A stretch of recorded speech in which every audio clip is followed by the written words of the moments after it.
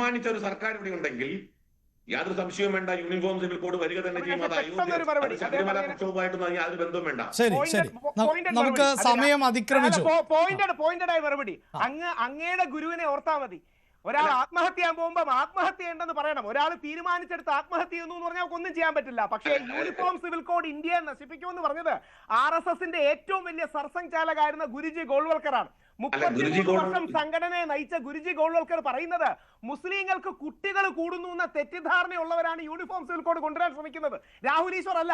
മുസ്ലിങ്ങളുടെ ജനസംഖ്യയെ നിയന്ത്രിക്കാനുള്ള വളഞ്ഞ വഴിയാണ് യൂണിഫോം സിവിൽ കോഡ് എന്ന് പറഞ്ഞത് RSSന്റെ രാഹുൽ ഗുരുജി ഗോൾവൽക്കർ അത്തരത്തിലുള്ള അഭിപ്രായങ്ങൾ പറഞ്ഞിട്ടുണ്ട്. രാഷ്ട്രീയ സ്വയംസേവക സംഘത്തിന്റെ അഭിപ്രായം എന്ന് പറയുന്നത് ഒരു വ്യക്തിയുടെ അഭിപ്രായത്തിന് അടിസ്ഥാനപ്പെടുത്തിയിട്ടല്ല. അതിന്റെ അന്തിമമായ അഭിപ്രായം അതിന്റെ ഓൾ ഇന്ത്യ പ്രതിനിധി സഭയിലാണ് എടുക്കുന്നത്.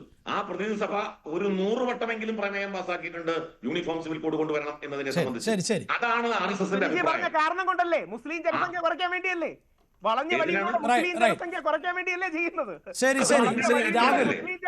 ഞാനല്ല, ഗുരുജി പറഞ്ഞതാണ്. ഞാനല്ല, ഗുരുജി പറയുന്നുണ്ട് മുസ്ലിങ്ങൾക്ക് നമ്പർ കൂടുന്നു, മുസ്ലിങ്ങൾ കൂടുതൽ കല്യാണം കഴിച്ച് അവർക്ക് കുട്ടികൾ കൂടുന്നു എന്ന തെറ്റിദ്ധാരണ ഉള്ളവരാണ് ഞങ്ങളുടെ ഇടയിൽ യൂണിഫോം സിവിൽ കോഡ് കൊണ്ടുവരുന്നു പറയുന്നത്. ഇവർ ഈ രാജ്യത്തെ നശിപ്പിക്കും. ഏ രാഷ്ട്രോം കെ വിനാശ് കെ കാരൺ ഹെ. RSS പ്രസിദ്ധീകരിച്ച ഇന്റർവ്യൂ ആണ്. RSSന്റെ നിലപാട് ഞാൻ ചോദിക്കുന്നത് സുപ്രീം കോടതി പറഞ്ഞത് ഈ അഭിപ്രായത്തിന്റെ അടിസ്ഥാനത്തിലാണോ? സുപ്രീം കോടതി ദീപക് മിശ്ര വളഞ്ഞ വഴിയിലൂടെ യൂണിഫോം ഭരണഘടന പറഞ്ഞിരിക്കുന്നത് തെറ്റാന്ന് ഗുരുജി ഗോൾവൽക്കർ പറഞ്ഞിട്ടുണ്ട്. നമ്മുടെ ഭരണഘടനയിൽ പറഞ്ഞിരിക്കുന്ന യൂണിഫോം സിവിൽ കോഡ് തെറ്റാണ് എന്ന് ഗുരുജി ഗോൾവൽക്കർ പറഞ്ഞിട്ടുണ്ട്. ഞാനല്ല, ഗുരുജി ഗോൾവൽക്കർ പറഞ്ഞിട്ടുണ്ട്. അങ്ങ് ഗുരുജി ഗോൾവൽക്കറിന് തെറ്റുപറ്റിയെന്ന് പറയൂ. ഗുരുജി ഗോൾവൽക്കറിന് തെറ്റുപറ്റിയെന്ന് പറയൂ.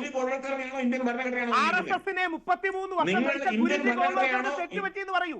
നിങ്ങൾ ഇന്ത്യൻ ഭരണഘടനയാണോ ഗുരുജി ഗോൾവൽക്കറാണോ? ഗുരുജി ഗോൾവൽക്കർ പറയുന്നത് ഈ യൂണിഫോം സിവിൽ കോഡ്.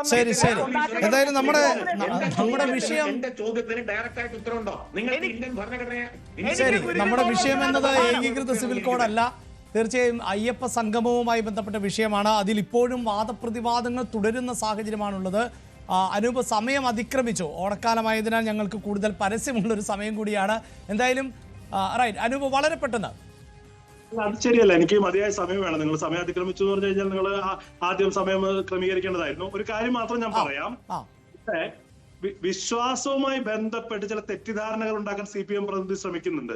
CPMന്റെ നേതാക്കന്മാർ ജ്യോത്സ്യന്മാരുടെ അടുത്ത് പോകുന്നതിനോ ക്ഷേത്രത്തിൽ പോകുന്നതിനോ ഞങ്ങൾ എതിരല്ല. പക്ഷെ അതിലെ കാപട്യമാണ് ഒരു വശത്ത്. അല്ല, അതിന് ആധികാരികതയുണ്ടോ എന്നാണ് അദ്ദേഹം ചോദിച്ചത്. അത് പോകട്ടെ, അദ്ദേഹം പറഞ്ഞ ഒരു കാര്യം ഞാൻ പറയാം, മറുപടി പറയേണ്ടതുണ്ട്.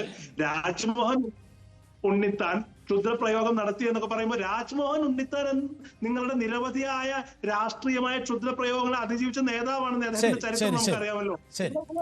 ഒരു കാര്യം അദ്ദേഹം ഒരു വിശ്വാസിയാണ്. കമ്മ്യൂണിസ്റ്റ് നേതാക്കന്മാരെ പോലെ പുറമേക്ക് ലെനിൻ പൂജാമുറിയിൽ പൂന്താനം എന്ന് പറയുന്ന ആളല്ല. ആ വിശ്വാസിയായ രാജ്മോഹൻ ഉണ്ണിത്താൻ തന്നെയാണ് പൗരത്വ സമരകാലത്തും വഖഫ് ഭേദഗതി ബില്ലിനെതിരെ വലിയ പ്രക്ഷോഭം നയിച്ച് കാസർഗോഡ് മുസ്ലിം ജനസാമാന്യത്തിന്റെ പിന്തുണ നേടിയത്. അത് ഗാന്ധിയുടെ മാതൃകയാണെന്നേ. ശരി. എന്തായാലും ആഗോള അയ്യപ്പ സംഗമം കാപട്യമോ എന്ന ചോദ്യത്തിന് 87% പ്രേക്ഷകർ അതെ എന്നാണ് അഭിപ്രായം രേഖപ്പെടുത്തുന്നത്. 11% പ്രേക്ഷകർ മാത്രമാണ് അല്ല എന്ന അഭിപ്രായം രേഖപ്പെടുത്തിയത്. ആഗോള അയ്യപ്പ സംഗമവുമായി സർക്കാർ മുന്നോട്ട് പോകുമ്പോൾ രാഷ്ട്രീയ വാദപ്രതിവാദങ്ങൾ അവസാനിക്കാത്ത പശ്ചാത്തലത്തിലാണ് ഇന്നും ഈ വിഷയം നമുക്ക് പ്രൈം ഡിബേറ്റ് ചർച്ചയായി എടുക്കേണ്ടി വന്നത്. ഒരുപക്ഷെ വരും ദിവസങ്ങളിലും ഇതേ വിഷയം തന്നെ ആവർത്തിക്കപ്പെട്ടേക്കാം.